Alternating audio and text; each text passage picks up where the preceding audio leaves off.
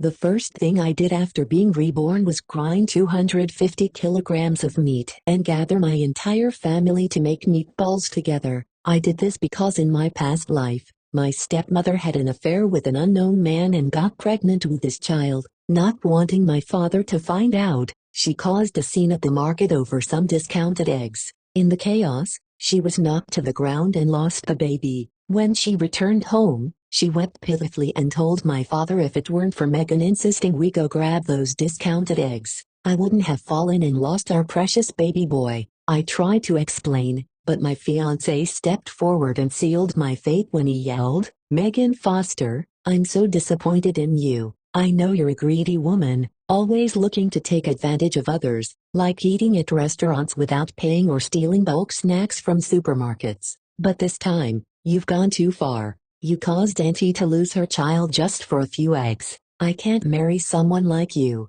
I'm calling off our engagement." Hearing this, my father flew into a rage. He slapped me across the face dozens of times, then tied me up and sold me to an old bachelor in the village. I was locked in a pig's eye, tormented, and left to bleed out until I died. Only when I was dead did I finally learn the truth. The person my fiancé was after was actually my stepmother. Our engagement had just been an excuse for them to be together. When I opened my eyes again, I was reborn on the same day my stepmother went to the market and miscarried. My stepmother's call came while I was curled up in my bed, crying my heart out. Instinctively, I picked up the phone. My stepmother Olivia James's voice rang out casually. "Megan, it's almost New Year's, so I'm going for a walk. I won't be home to cook today. You take care of the housework and make dinner for your dad and grandparents, okay?" She spoke as though it was a done deal. She didn't even give me a chance to refuse when she added,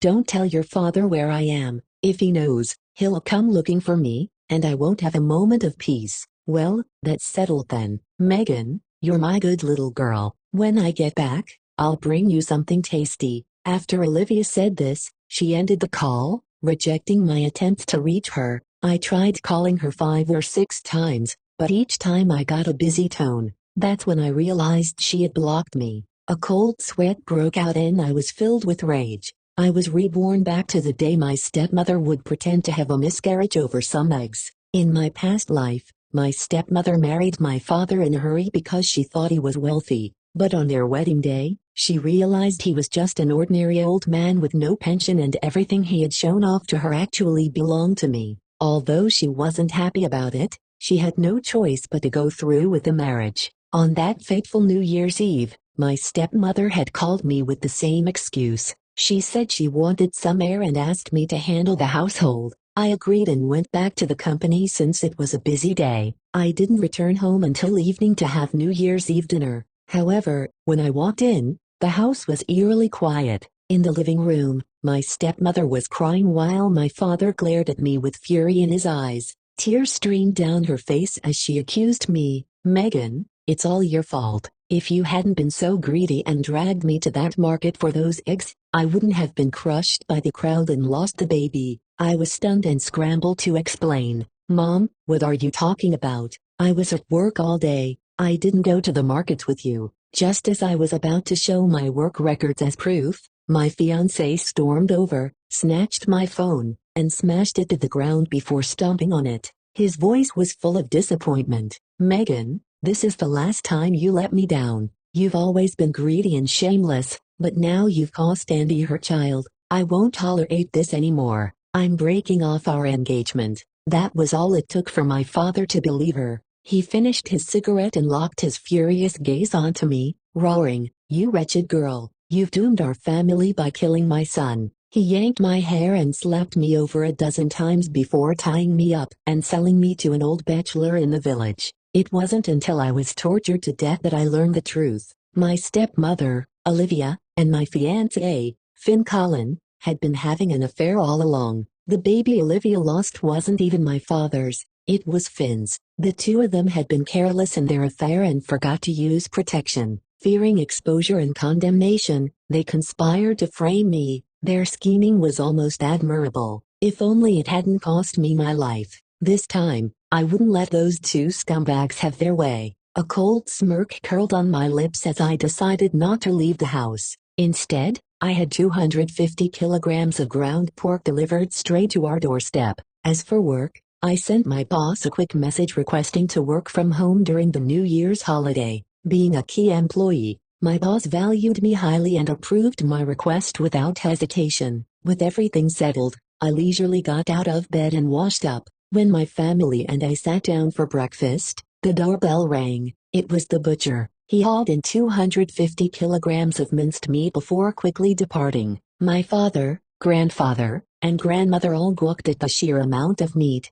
They immediately bombarded me with questions. I casually shifted the blame to my boss. The company we collaborate with had trouble settling their accounts by year-end, and my boss was pressing for payments. They decided to settle with goods instead. Since they're in the pork business, my boss turned this year's bonuses into minced meat for employees to take home and make meatballs. Grandma was stunned. This much meat, it's got to be at least 250 kilograms. At this rate, it will take forever to make meatballs. Grandpa, well, I guess I'm stuck here today. I was planning to meet my old pals for a chess game, but it's off the table. After sending the butcher away, I turned to my father. Dad, we can't let all this meat go to waste. Grandma and Grandpa have spoken, so you'd better get to work and make meatballs with us. Wash your hands and start working. Grumbling under his breath about how unreliable the company was, Dad rolled up his sleeves and got to work.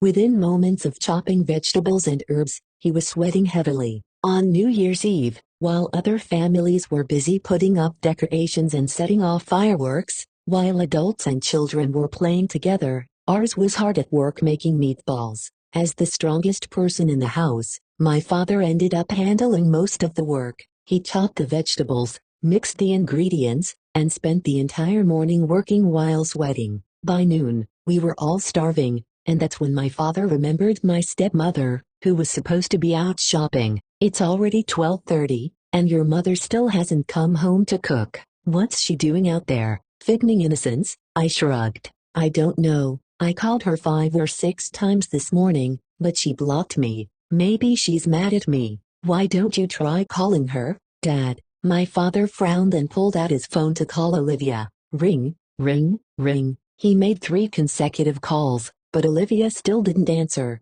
His face darkened with frustration and anger, and then he turned to ask me, "Did you argue with your mother? Otherwise, why wouldn't she answer my calls?" Megan, you're 25 years old. How can you still be acting like a child and upsetting your mother? I pouted and pretended to be upset, then pulled out my phone and played back a recording of the call. Dad, you're blaming me unfairly again. This time, it's clearly you who made Mom refuse to come home. I played the recording in front of the entire family, and my stepmother's voice rang clearly from my phone. The moment my father heard her say she didn't want him to find her, his expression turned grim. Silently, he lit a cigarette and smoked for a long time with a sullen face before finally calming down. Grandpa and Grandma stepped in to console him while I took the opportunity to order 4 sets of takeout. Dad, Grandpa, Grandma, since Mom isn't coming home to cook and we're all busy making meatballs, let's just eat some takeout for now. Grandpa and Grandma praised me for being a good child, while my dad remained silent,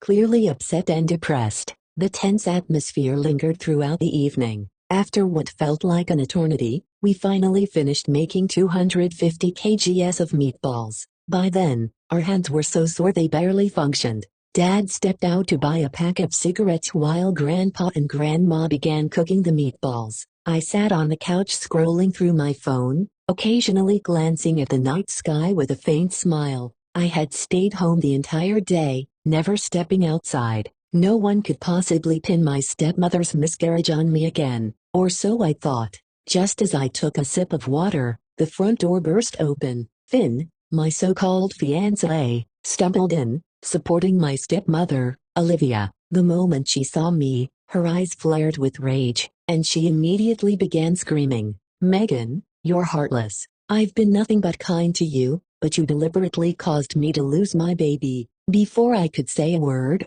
Finn chimed in, his voice filled with disappointment. "That's right, Megan. I never thought you'd be this cruel. You've really let me down. I can't marry someone like you. The engagement is off. I blinked innocently. What are you talking about? Mom, were you really pregnant? Since when? Why didn't I know about this? Olivia's tears fell harder at my feigned ignorance. Don't pretend you don't know, she cried. I told you just last night that I was pregnant. Then this morning, you tricked me into going to the market for discounted eggs, knowing it would be crowded. You made sure I got pushed around until I was scary after barely surviving the hospital. Now you're standing here acting clueless and asking me about this. Olivia sobbed. How could you do this, Megan? Women should support each other, but you don't even have a heart. She shrieked again, her voice cutting through the room. Despite our new apartment in a modern district, my family still lived in the old courtyard house, a tradition my grandparents insisted on maintaining.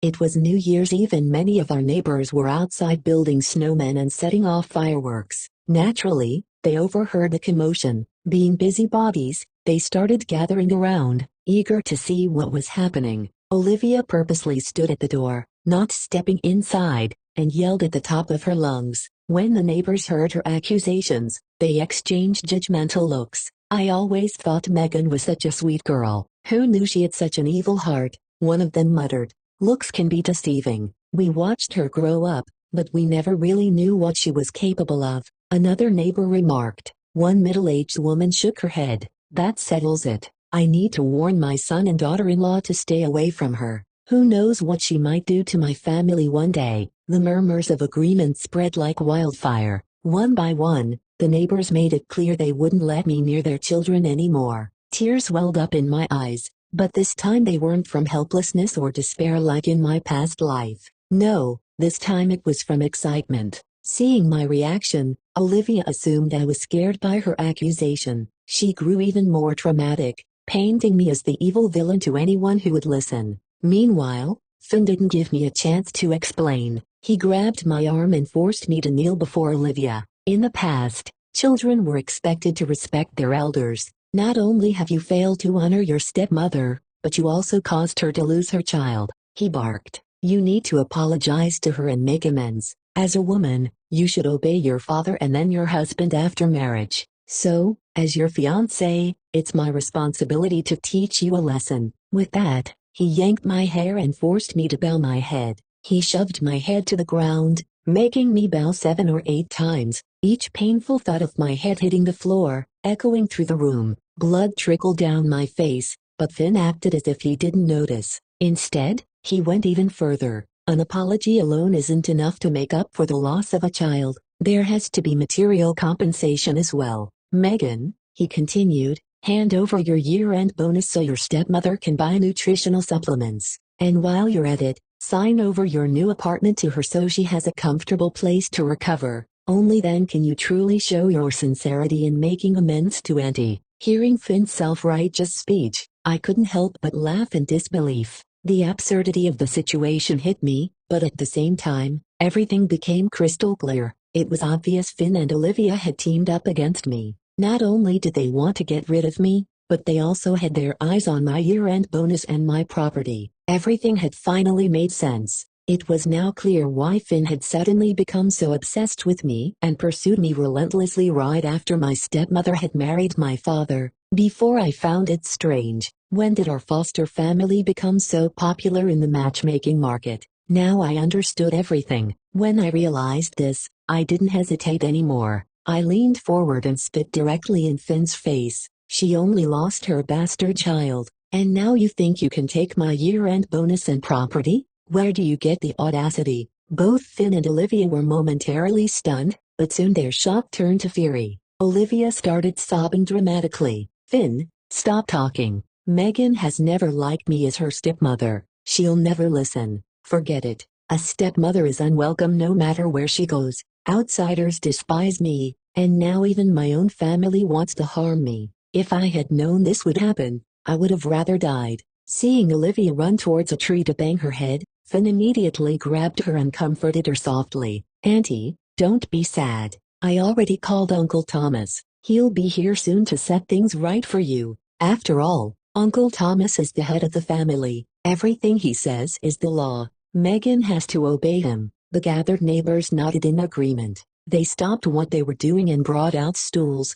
sitting in front of my house, eagerly awaiting my dad's arrival. I tell you, Thomas Foster needs to teach that girl a lesson. She's gotten too bold, even daring to bully her elders. Didn't you hear what she said? She called Olivia's baby a bastard. That's just outrageous. Having such an evil daughter is truly a punishment. Hearing the neighbor's words of condemnation, Olivia's eyes gleamed with satisfaction. She threw me a quick, triumphant glance, thinking she had me cornered. However, she was in for a disappointment. Meeting her gloating gaze, I merely curled my lips into a mocking smirk. I didn't even bother responding. She must have never expected that at that moment. The person who wanted my dad to arrive the most wasn't her, but me. It didn't take long for him to arrive. My dad had only gone out to buy cigarettes, and before long, he returned with a cigarette dangling from his lips. Seeing the large crowd gathered outside our home, he hesitated for a moment,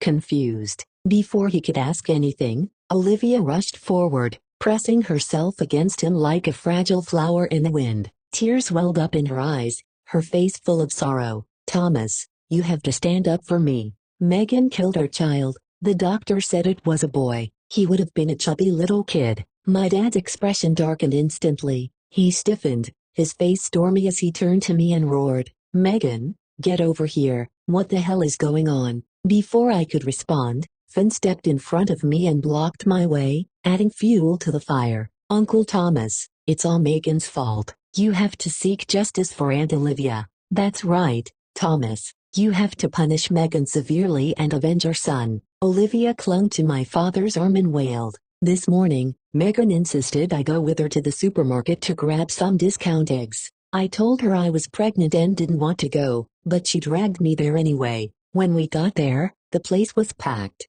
Megan refused to go into the crowd herself, so she pushed me in instead. There were so many people, someone knocked me down, and then the crowd just kept pushing, and I lost my baby." She broke down into sobs. "Woo, woo, Thomas, our precious son. He never even got a chance to be born before Megan took his life." She kept wailing, completely oblivious that my dad's face was growing darker and darker, a mixture of red, black, and green, a real festive touch for the new year. Yet, Olivia remained completely oblivious. She was too caught up in demanding compensation for her miscarriage. "Thomas, you've spoiled your daughter, rotten. That's why she disrespects her elders and deliberately harms her own brother. You should beat her hard. Oh, and while you're at it, tell her to hand over her year-end bonus in the house. What does a girl need so much money for anyway? If she's obedient, she should have at least a few tens of thousands of dollars saved up." She spoke faster and louder, getting more excited. However, after a while, she finally noticed something was wrong because the entire courtyard had gone silent. Even the neighbors who had been munching on sunflower seeds as if they were watching a drama had stopped. Slowly, she turned to look at my father only to meet his dark, murderous glare. Olivia instinctively shivered and hesitated before speaking again. "Thomas, why aren't you saying anything?" My father clenched his teeth, his jaw tightening. "So, are you saying that early this morning Megan dragged you out to fight for discount eggs and that's how you lost the baby?" "Yes, Finn can vouch for me. When I was bleeding out, she ran away and it was him who drove me to the hospital." As if on cue, Finn stepped forward and nodded firmly. "That's right, Uncle Thomas. I happened to be shopping at the mall when I saw Andy having a miscarriage. I rushed her to the hospital. It was a grueling nightmare from morning till night." The moment he finished speaking, Olivia eagerly pointed at me. "Hurry up and hit her. Look at that brat, Thomas. She's staring at me with such disrespect. She has no sense of decency." Her eyes lit up with triumph. She didn't even bother calling me by my name anymore. Instead, she called me the brat as if I was beneath her. She was so sure my father was about to beat me up. Slap, slap. Unfortunately, 2 resounding smacks landed on Olivia's face, one on each cheek, perfectly symmetrical. Within moments, bright red handprints bloomed on her skin. She stood frozen. She was too stunned to react. Then with a voice full of disbelief, she shrieked, "Thomas, why are you hitting me? You should be Megan. I wasn't the one who wanted to lose the baby. It was Megan. She killed our son, So you should be punishing her, not me. Olivia wanted to keep babbling her indignation, but when she finally noticed the way my father was looking at her, seeing how his face twisted in fury and his fists clenching and unclenching at his sides, her voice became lower and lower until she finally fell silent. My father spit on the ground and grabbed a fistful of her hair. In front of all the stunned neighbors, he swung his arm and rained down a flurry of slaps. Slap, slap, slap. After a series of slaps, Olivia's face was so swollen she barely looked human. She looked at my dad incredulously, tears of humiliation flowing from her eyes. I get it now. I finally get it, she whimpered, her voice shaking. I'm so disappointed in you, Thomas. Just to protect your precious daughter, you'd rather beat me senseless. You're trying to silence me with violence. Seeing Olivia was being humiliated, Finn panicked. He rushed over and grabbed my father's arm and pulled him back with force. Uncle Thomas, what's wrong with you? Even if Megan is your biological daughter, you can't just blindly take her side without considering the truth. Auntie Olivia carried your child. She had just lost her baby. Shouldn't you be comforting her instead of attacking her? The neighbors who had been enjoying the show started getting angry as well. Thomas, what's wrong with your family? The younger one disrespects her elders and the older one beats his wife. Why do you have to ruin the holiday for the whole village? Ugh, can we still respect him? He doesn't deserve to be one of us anymore. I'm telling the others that we're cutting ties. We're done with him. That's right, that family has gone too far. I'm calling the police. They both need to be arrested. Both father and daughter are alike. When she heard the neighbors rally behind her, Olivia's panicked expression vanished. She straightened up and turned back to my father, her fear replaced with cold calculation. She choked back a sob and declared, Thomas, if you don't stand up for me, then let's get a divorce. However, let me make one thing clear. I will report this to the police. Megan caused my miscarriage and you hit me in front of everyone.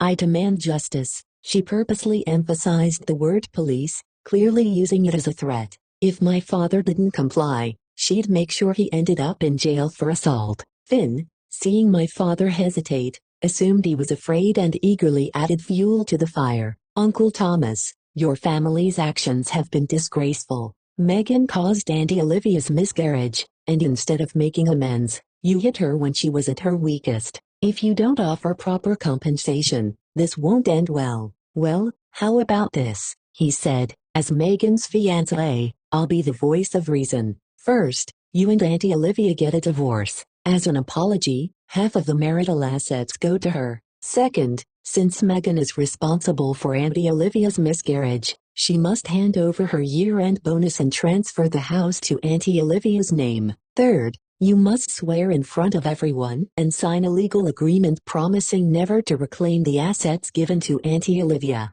Fourth, I refuse to associate with your family any longer. I'm breaking off my engagement with Megan. I want my betrothal gifts returned, but don't expect to get back her diary from me. This last part is just my personal decision and it has nothing to do with Auntie Olivia. After finishing his statement, Finn arrogantly tilted his chin. He was waiting for my father to bow his head in submission, but the next second, I burst into laughter. My laughter infuriated Finn. He spun toward me and snarled, Megan, how dare you laugh? However, my father's fist was faster than his curses, and before he could finish his sentence, my father's fist had connected with his face. A loud thud echoed in the courtyard. Finn, who had always prided himself on his good looks, clutched his swollen cheek in shock and yelled, Uncle Thomas, I'm Megan's fiancé. How could you hit me? My father scoffed. Fiancé? Didn't you just say you were breaking off the engagement? Do you think I'm deaf? Finn furrowed his brows. It seemed he did not want to argue with an unreasonable man. Yes, I'm withdrawing my engagement with Megan. However, I'm suggesting that solution with sincere intention. You can ask the neighbors if you don't believe me. Olivia added her own threat. Thomas, it seems you don't want to settle this privately. Okay, let's call the police and go to the public court to settle this matter. At that time, the neighbors present will be my witnesses. Olivia took out her cell phone to call the police and also used her words to try to get the surrounding neighbors' sympathy. However, she didn't expect that the neighbors who were still somewhat sympathetic to her suddenly frowned and took a few steps back away from her. Beth, the next-door neighbor, shook her head and said, "Olivia, it's not a good thing to go to the police station on New Year's Day. Even though you did not celebrate the New Year, we still do. I can't help you to act as your witness." Fred also agreed with her. "Yes, my daughter and son-in-law are finally coming back. I don't have time to go to the police station as a witness. I don't want to get involved in this matter. Find someone else." "I won't go." With Beth and Fred's statements, the others also refused to get involved and did not want to be witnesses on New Year's. Olivia was stunned. Her eyes darted to Finn, silently asking for help. Finn quickly pulled her aside and attempted to console her before turning his attention to the neighbor who was about to leave. "Everyone listen to me," he called out. "You all saw how Auntie Olivia was wronged in front of you. Now that she wants to call the police, none of you are willing to testify for her. If you look at it one way, it just shows a lack of neighborly kindness. But if you look at it another way, you're enabling wrongdoing. People like you make society cold and indifferent." His words immediately sparked a reaction. The bystanders, who had been silent until then, now grew indignant. "Hey young man, who do you think you are accusing us like that? What do you mean by enabling wrongdoing? What do you mean by cold and indifferent society? You look educated, but the words coming out of your mouth are disgraceful. Didn't your family teach you any manners?" "Exactly. Just because there's a commotion, does that mean we have to get involved? It's the new year, for goodness sake. Who wants to spend the holiday at the police station?" When Finn saw the neighbors growing even angrier, his face darkened. He was losing control of the situation. In his frustration, he blurted out, "You're all accomplices. Auntie Olivia is suffering because of people like you. You all saw her being bullied, and yet you refuse to testify. That's obstruction of justice. I'll call the police and have you all taken in." His words only further ignited the neighbors' anger. The older ones surrounded him, lecturing him on decency, while the younger ones rolled up their sleeves, ready to settle things physically. Amid the chaos, my father and I, who had been the targets just moments ago, were now forgotten in the background. I watched as the talk of the miscarriage and the blame shifted into background noise. Olivia's face twisted with resentment. When she glanced at Finn, there was a flicker of dissatisfaction in her eyes. She knew she had lost and the situation had turned against her. Forcing a smile, she lowered her head and began apologizing to the neighbors, attempting to smooth things over. The neighbors grumbled and muttered about how bad luck had ruined their festive mood before turning to leave. But I wasn't about to let them go just yet. "Uncles, aunties, grandpas, grandmas, please wait," I called out loudly. "We've prepared meatballs for everyone." The neighbors hesitated and paused their steps. One person scoffed, not bothering to hide their disdain. "Megan, save it. Your fiancé has been running his mouth, and you're no saint either. I wouldn't dare eat meatballs from your family." Several others nodded in agreement, making it clear they wanted nothing to do with us. This was exactly what I had been waiting for. My body trembled with excitement as I finally got to say what I had wanted to say. With all eyes on me, I took a deep breath, stepped forward, and threw open the front door to reveal the table inside. On it sat stacks of meatballs. Tears welled in my eyes as I spoke, my voice trembling with emotion. "Uncles, aunties, grandpas, grandmas, you've all misunderstood me. I never caused my mother's miscarriage." As I said this, I turned to Olivia, my gaze filled with pain. "Mom, I don't know why you're accusing me, but this is the last time I'll ever call you that. I've always treated you like my real mother. Whenever I got something good, I gave it to you first. However, you never saw me as your daughter. Instead, you framed me for something so cruel. Auntie Olivia, you've really broken my heart." Hearing my words, some of the neighbors began to murmur among themselves. "She's not lying. I've seen how Megan treats Olivia. She's always been respectful and considerate, almost like she forgot she was her stepmother." However, not everyone was convinced. Just because she acts nice on the surface doesn't mean she doesn't have ulterior motives. Someone countered, "Look at what happened today. She used Olivia's trust against her and caused her to lose the baby." I turned to the person who spoke, my eyes red, and slowly shook my head. "Auntie, you've really misunderstood me. I took a deep breath and turned to the crowd. Look at all these meatballs in my house. My company gave out fresh ingredients for the new year, and we received 250 kilograms of minced meat this morning. My entire family was so busy making meatballs